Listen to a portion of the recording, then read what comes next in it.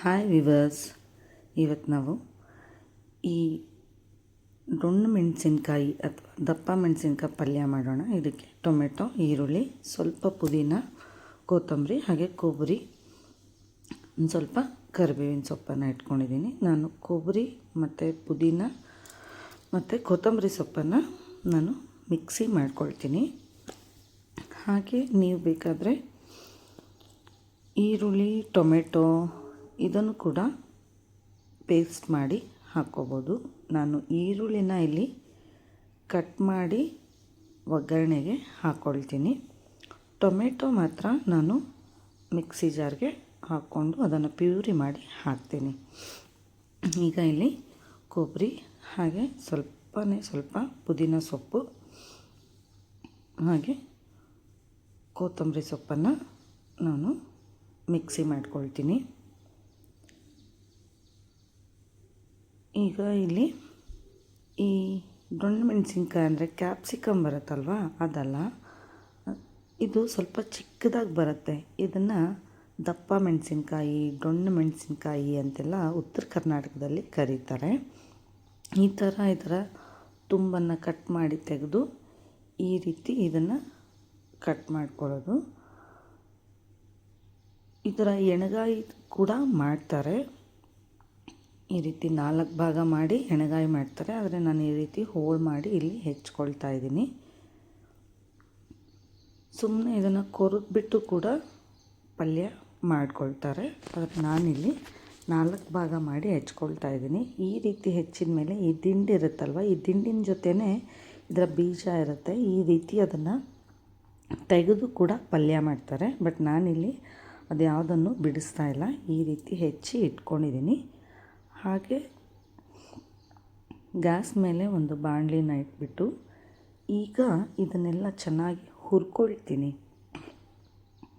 ಹೆಚ್ಚಿರೋ ಅಂಥ ಈ ಡೊಣ್ಣು ಮೆಣಸಿನ್ಕಾಯನ್ನು ಈಗ ನಾವು ಸ್ವಲ್ಪ ಫ್ರೈ ಮಾಡ್ಕೋಬೇಕು.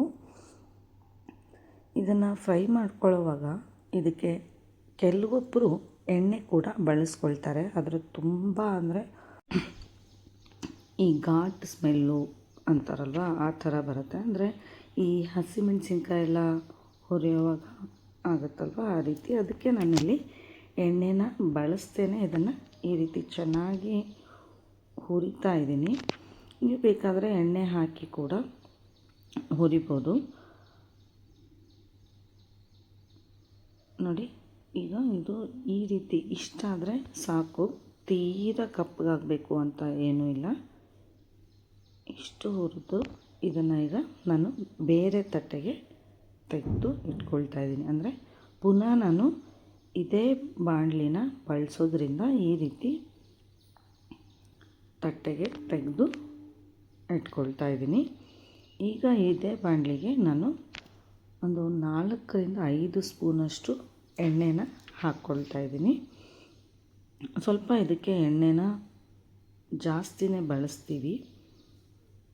ಈಗ ಎಣ್ಣೆ ಬಿಸಿ ಆಗ್ತಾ ಇದ್ದಾಗೆ ಒಂದು ಅರ್ಧ ಟೀ ಸ್ಪೂನಷ್ಟು ಸಾಸಿವೆ ಹಾಗೆ 1 ಟೀ ಸ್ಪೂನಷ್ಟು ಜೀರಿಗೆನ ಹಾಕ್ಕೊಳ್ತಾ ಇದ್ದೀನಿ.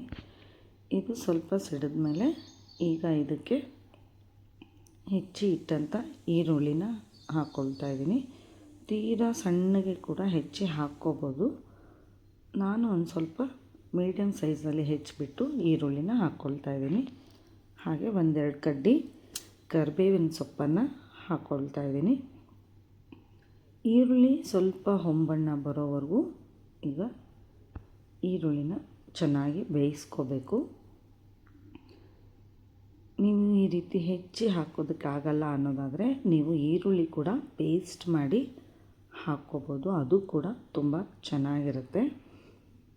ನೋಡಿ, ಈರುಳ್ಳಿ ಇಷ್ಟು ಬೆಂದ್ಕೊಂಡ್ರೆ ಸಾಕಾಗತ್ತೆ. ಈಗ ನಾನು ಕೊಬ್ಬರಿ ಮತ್ತು ಪುದೀನ ಸೊಪ್ಪು ಮತ್ತು ಕೊತ್ತಂಬರಿ ಸೊಪ್ಪನ್ನು ಪೇಸ್ಟ್ ಮಾಡಿ ಇಟ್ಕೊಂಡಿದ್ನವಲ್ಲ, ಅದನ್ನು ಹಾಕ್ಕೊಳ್ತಾ ಇದ್ದೀನಿ. ಇದಕ್ಕೇ ಈಗ ಟೊಮೆಟೊ ಪ್ಯೂರಿನ ಹಾಕ್ಕೊಳ್ತಾ ಇದ್ದೀನಿ. ಟೊಮೆಟೊ ಮಾತ್ರ ಇಲ್ಲಿ ನಾನು ಪೇಸ್ಟ್ ಮಾಡ್ಕೊಂಡಿದ್ದೀನಿ. ಇದಕ್ಕೆ ಮತ್ತೆ ಏನನ್ನು ನಾನು ಬಳಸಿಲ್ಲ. ಕೆಲವೊಬ್ಬರು ಈ ಮಸಾಲೆ ಮಾಡ್ಕೊಳ್ಳೋವಾಗ ಅದಕ್ಕೆ ಬೆಳ್ಳುಳ್ಳಿ ಹಾಗೆ ಚಕ್ಕೆ ಈ ಥರದ್ದನ್ನೆಲ್ಲ ಬಳಸ್ಕೊಳ್ತಾರೆ.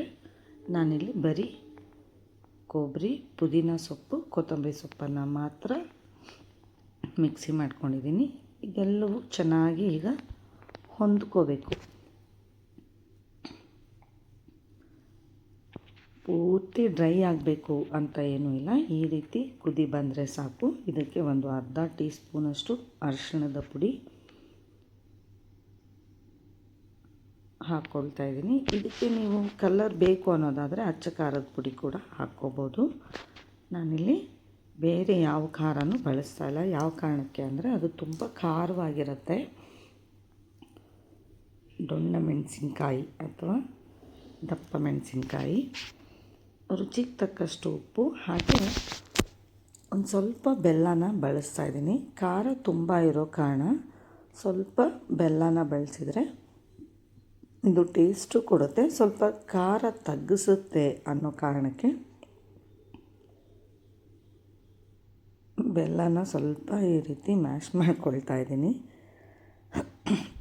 ಅದು ಕರಗೋಗುತ್ತೆ. ಈ ರೀತಿ ಎಲ್ಲವನ್ನು ಚೆನ್ನಾಗಿ ಮಿಕ್ಸ್ ಮಾಡಿ ಇದನ್ನು ಒಂದು 5 ನಿಮಿಷ ಚೆನ್ನಾಗಿ ಬೇಯೋದಕ್ಕೆ ಬಿಡಬೇಕು.